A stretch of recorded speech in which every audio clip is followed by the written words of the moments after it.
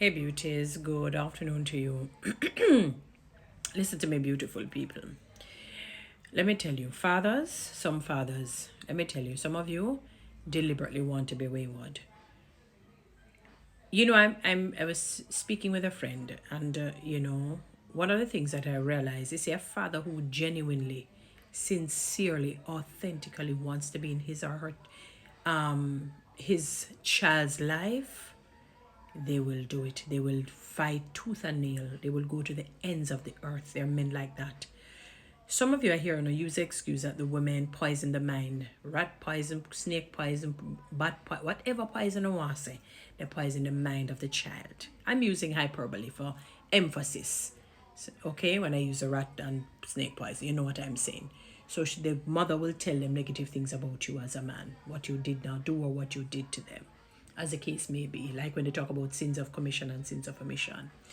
And poison, so-called poison the mind of the child. Let me tell you something. God has created compartments in each human being. You see, no matter what the mother say, even if the child is giving the father an attitude, a negative attitude based on what he or she has heard, there is still that father spot that needs to be filled, and it can only be filled.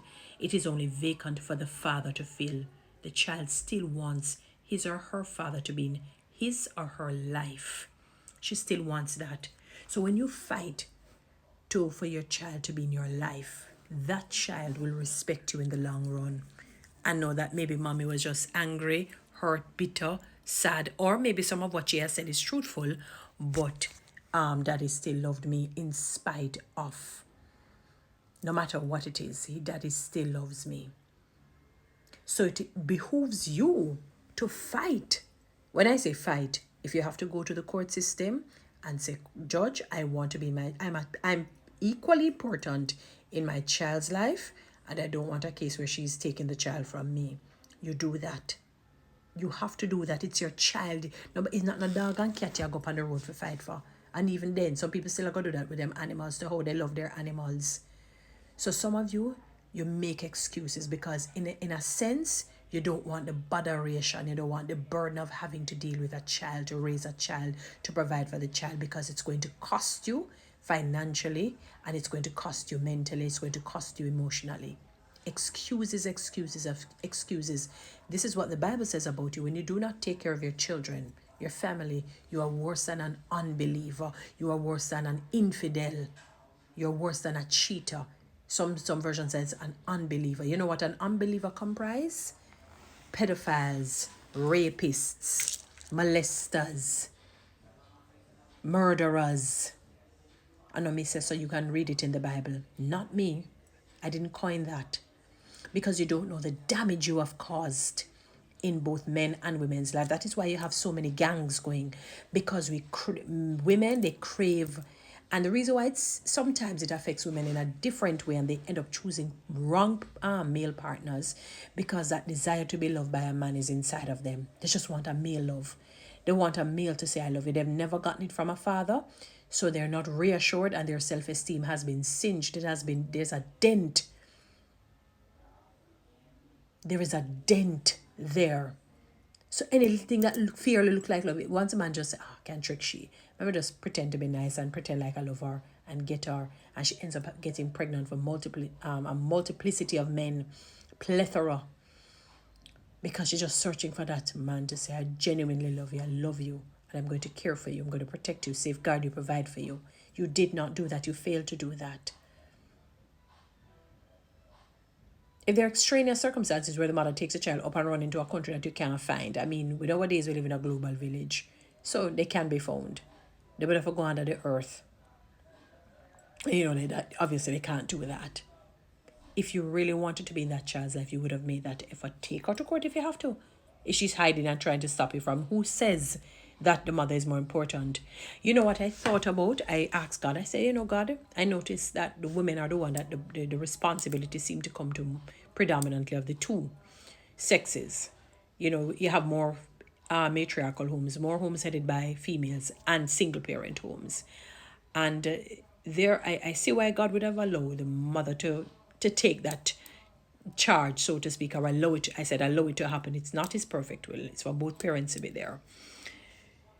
Because when a man lacks a female love, I've seen men who were never brought up by women. There is this, I don't know. They're like monsters. Not all, because I'm sure you have good men who have mastered it. But they're when you see men sometimes treat women with disdain and curse women out as how a woman would curse a man out when she's very angry, you know that something had gone wrong in their rearing process. Chances are they did not have a mother, and they will kill easy. I mean, no, there is so something there's off. It's like they're disturbed mentally when the mother is not there. And it's not that the mother is more important. I think it's a role that the mother plays. The nurturing, caring side. Well, father probably will give up. That is why the Bible says, can a mother's tender love cease towards her child? And for him to make an inference with the Bible, yes, it can cease. But for him to make that inference using the mother as opposed to just mother and father or father, there is a staying love generally that mothers have for children. So they will fight tooth and nail for the child to grow right as best as they can. For those who have some sensibility to raising a child right. Outside of that, you're equally important, fathers. You are equally. The Bible says, honor thy father. It says, honor thy father and thy mother. It even put the father first. You understand? So it's excuse after excuses. If you want, can you imagine? I heard Les Brown say something. What if the mother were to say they don't have it? Some fathers have the audacity to say that they don't have it. That's why they don't take care of the child. Suppose the mothers were to say they would have starved to death. They would die. Can you imagine if mothers say I don't have them? Have to find it.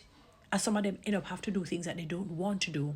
Go into prostitution, sell their bodies, do the OnlyFans thing, all sorts of things they have to do, all manner of evil. Probably I'll join the whole chopping, scamming, and thievery. Because they're not going to watch their child suffer. A mother, have you ever watched those true story movies where they're like a mother? I remember I saw one with the mother, like the return of whoever the child was. And when the woman meet up with the man say, she said, the mother, the brevity of her. She said, let me tell you something. If you don't return my child to me, I promise you, I'll be a living nightmare to you. I know when a woman speaks with that strength and fervor, no matter how bad the man is, it drives fear in him. There is something about the words of the woman. It drove fear in that bad man. She got back her child. It was a true story. I don't remember the name of it. They were showing the real thing afterwards. You understand me? She said, if I don't, like she said, dog near me supper and dinner and breakfast and everybody in a one, you make sure for me picnic come back. The woman will go out all ends outside of that. And you do have fathers who will do that too, But it takes a lot. Men don't have that staying power like women, generally speaking. They will give up quickly. That's why in relationships sometimes, when the woman will stay and take all the abuse, whether it's verbal, physical, psychological, emotional, if it spins around, unless the man have nowhere to go, and him low spirited and him self-esteem gone to the dogs, he would leave. Outside of that, a man can't take pressure like that. That's why the Bible in Proverbs, I saw it in 3 different chapters. A man rather to be on a rooftop or under a cellar or whatnot, whatever, than to be around and nagging. Why they can't take, they have physical strength, but not emotional strength like us. We can take emotionally, and and so on. Men, some of you are worthless fathers, worthless. The Bible says no worse than an unbeliever and a cheater, somebody who cheats on their wives. The Bible says worse than that. And if you look at unbelievers, they comprise a whole host of things. Not just good people, murderers, thieves, liars, kleptomanias, pedophiles, rapists. You're worse than all of them. You're worse than all of them. You're worse than all of them. You're worse than all. If you wanted to be near child, you'd fight tooth and nail to be near. Even if you poison man, even if you try to keep the child, you'd say, both of us brought this child. I mean, definitely God ultimately, but both of us brought this child into the world. I'm going to take care of my son or my daughter. You can change and be a good dad today. It's all up to you. The choice is yours.